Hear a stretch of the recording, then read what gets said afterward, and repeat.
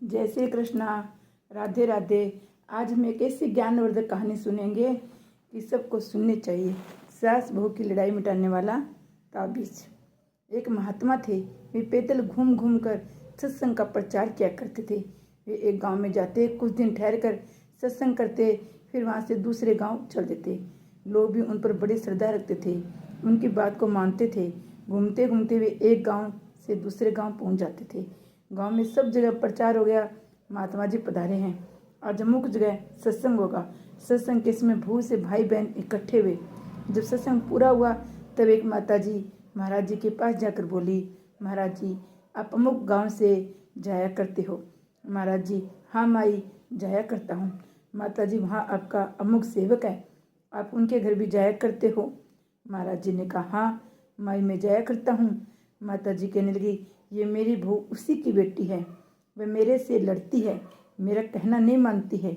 लोगों में महाराज जी का एक भय था, कोई गड़बड़ी करता तो कहते कि महाराज जी से कह देंगे।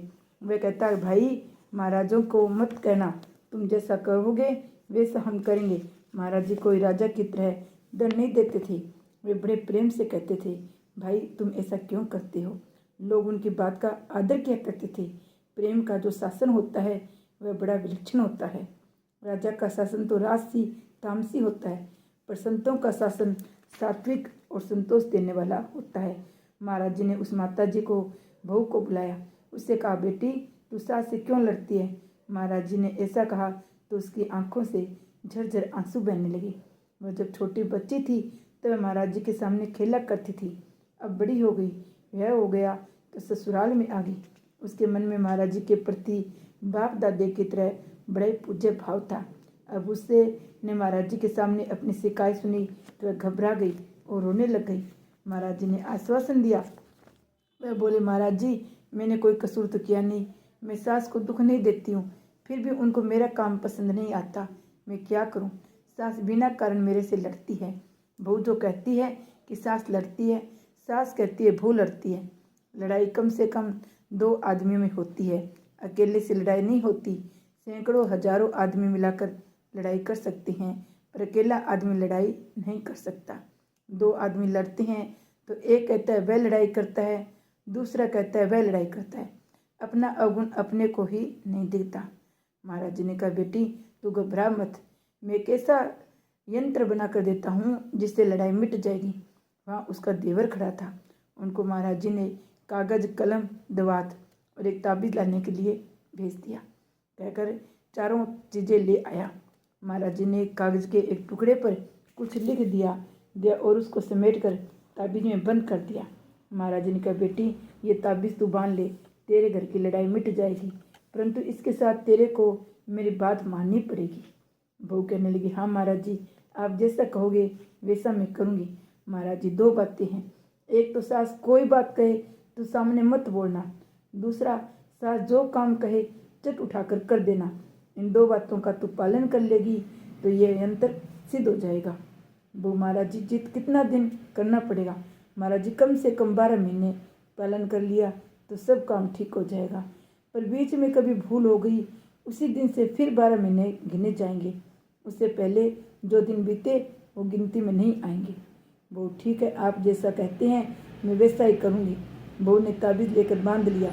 महाराज जी ने 4-5 दिन तक सत्संग किया, फिर दूसरे गांव में चले गए। उनका कोई नियम नहीं था कितने दिन कहाँ रुकेंगे। हमारे यहाँ पहले ऐसे संतों की परंपरा चलती थी, लोगों पर उनका धार्मिक शासन चलता था, उनके शासन से लोग प्रभावित होते थे। लोग उन संतों को बड़ी पूज्य भाव से देखते थे, उनका आज्ञा का पालन करते थे। इसी से गांव में बड़ी शांति रहती थी। बहू महाराज जी के बताए नियमों का पालन करने लगी। सास कोई काम कहती वह चट हाथ जोड़कर हाजिर हो जाती और सामने नहीं बोलती थी।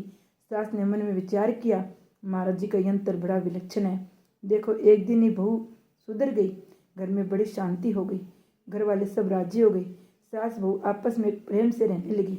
बहू आज्ञा माने तो वह सास को बेटी से भी अधिक प्यारी लगती है, क्योंकि बेटी तो थोड़े दिन घर पर रहती है फिर अपने घर चली जाती है, पर बहू तो सदा के लिए पास में रहती है। खटपट तो तब होती है जब सास के सामने बहू बोल दे और उनका कहना नहीं करे, तब खटपट होती है। कुछ दिनों के बाद महाराज जी फिर आए। उन्होंने पूछा, माता जी ठीक है ना? वह बोली, महाराज जी आपकी कृपा से बहू ठीक है, बहू सुधर गई है। बहू से पूछा तो वह बोली, महाराज जी एक दिन मेरे से गलती हो गई थी, मैं सास के सामने बोल गई। महाराज जी ने कहा, बेटा उसी दिन से 12 महीने गिने जाएंगे, पहले वाले दिन गिनती में नहीं आएंगे। एकादशी के दिन अन्न का एक दाना भी खा ले तो व्रत भंग हो जाता है। वह बोली, ठीक है महाराज जी, अब मैं ध्यान रखूंगी। इस तरह 1.5-2 वर्षों में उसके 12 महीने पूरे हो गए। सास बहू में परस्पर बड़ा प्रेम हो गया। 2-2.5 वर्ष बीतने पर महाराज जी फिर उसी गांव में आए। उनसे बोले, एक दिन हम तुम्हारे घर भिक्षा करेंगे। वे बहुत राजी हुए। महाराज जी बड़े त्यागी संत थे। वे 2-4 घरों में भिक्षा लेकर खाते थे। कपड़े फट जाते तो कोई ज़्यादा आग्रह करता तो कपड़ा ले लेते थे। रुपये पैसों की कोई काम ही नहीं था। जब वे उनके घर भिक्षा के लिए गए तो बहुत से लोग इकट्ठा हो गए कि महाराज जी आए हैं, सत्संग सुनाएंगे। महाराज जी ने भिक्षा की और सत्संग सुनाया। फिर कहा, दूसरे घरों के जो लोग आए हैं उनको भेज दो, केवल आपके घर वाले ही रहेंगे, आपसे एक बात करनी है। घर वालों ने हाथ जोड़कर सबसे कह दिया, भाई अब सत्संग हो गया, अब आप सब लोग अपने घर जाओ। सब लोग चले गए। घर वाले महाराज जी के पास आकर बैठ गए। महाराज जी बोले, मैंने जो ताबीज़ बनाकर दी थी उनको लाओ। उन्होंने ताबीज़ लाकर महाराज जी के सामने रख दिया। महाराज जी ने कहा, इसको खोल कर पढ़ो, इसमें क्या लिखा है। उन्होंने ताबीज़ के भीतर रखा कागज़ खोल कर पढ़ा। उसमें लिखा था, सास बहू राजी तो साधु का क्या काम, सास बहू नाराज तो साधु का क्या। महाराज जी बोले, सास बहू शांति से रहे तो हमें क्या मतलब, रोजाना आपस में लड़े तो हमें क्या मतलब। हमारा मतलब तो यह है कि तुम्हारे घर में शांति आनंद रही। ये शक्ति यंत्र में नहीं, ये शक्ति इस बात में है कि सामने न बोले, जैसा कहे वैसा करे। देखो दूसरा कोई जंतर मंत्र की बात कहे, हम देवता सिद्ध है, हम तुम्हारे को ऐसा कर देंगे वैसा कर देंगे, तो डरना नहीं। इसलिए तुमको यंत्र खोल कर दिखाया है। जंत्र मंत्र को मैं नहीं मानता, परंतु तुम्हारे को मेरी बात पर विश्वास हो जाए इसलिए यंत्र बना कर दिया है। बड़ों को सामने बोलना नहीं,